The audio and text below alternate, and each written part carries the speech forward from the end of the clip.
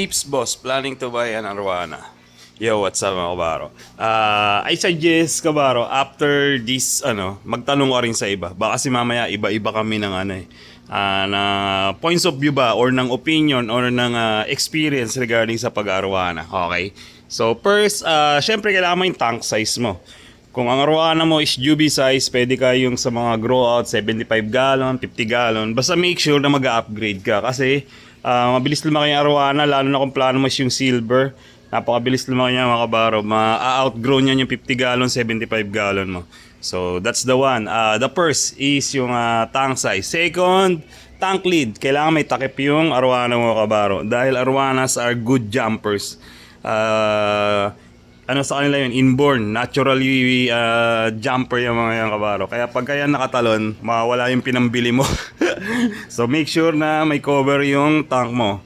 Next is water quality. Kailangan maganda yung water quality mo at least 24, 25 to 30 degrees or 31 pagka malamig ang panahon. Maintain mo ng ganun temperature. pH 6.5, 7.5. Doon naglalaro, wag masyado mataas kasi pag masyadong mataas ang pH, nagkakaroon ng gill burn sa mga Arowana kabaro, okay?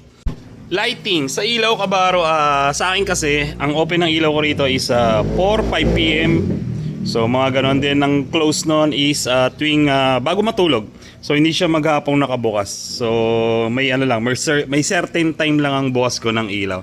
Tapos kung ang tank mo is nakapwesto sa kwarto or sa sala nyo, wag niyo mong hayaan na pitch black yung area ng aquarium. Let's say matutulog na kayo, totally black yung pwesto ng aquarium mo. Tapos tendency kasi noon pag totally black, tapos pag open nyo ng ilaw, mabibigla yung Arowana nyo, may stress, magugulat. So bawal yung ganun. At least meron kayo yung dim light, meron yung mga tricolor na ilaw, yung parang blue, para medyo kahit paano may sila ilaw. Kung wala kayong ganon, at least doon sa area ng pinagpapwestuhan ng tank is may ilaw, para lang may naaninag silang liwanag. Basta wag totally pitch black yung pwesto ng aquarium.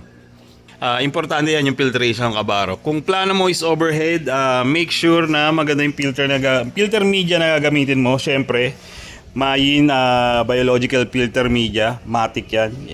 Pag hindi pa alam kung saan bibili niyan, nandyan sa comment section yung link. Kailangan mo yan. Then kailangan mo rin para ma-maintain mo yung fish health, water quality, bili ka nung Mayin na 3-in-1. Di ba? Naisingit pa natin. So yan ang mga kailangan mo kabaro.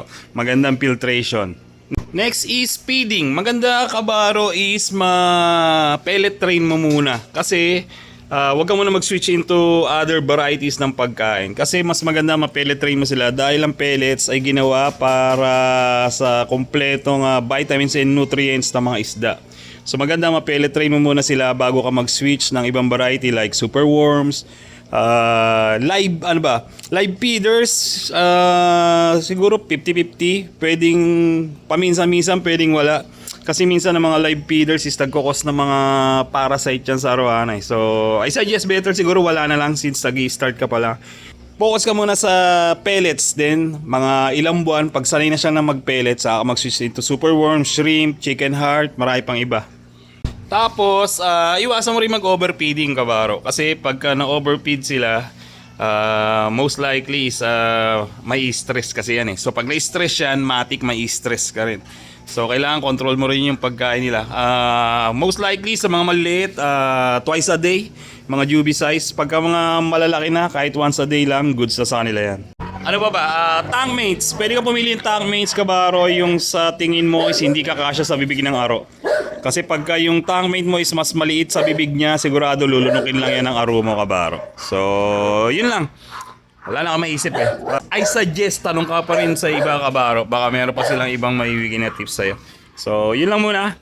Aight.